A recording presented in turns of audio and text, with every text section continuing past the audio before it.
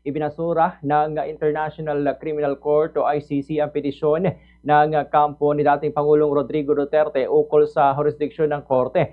Base sa desisyon ng ICC Pre-Trial Chamber na inilabas nitong October 23 o kahapon, nanindigan sila na otorisado sila na ituloy ang kaso laban sa dating Pangulo dahil sa crimes against humanity.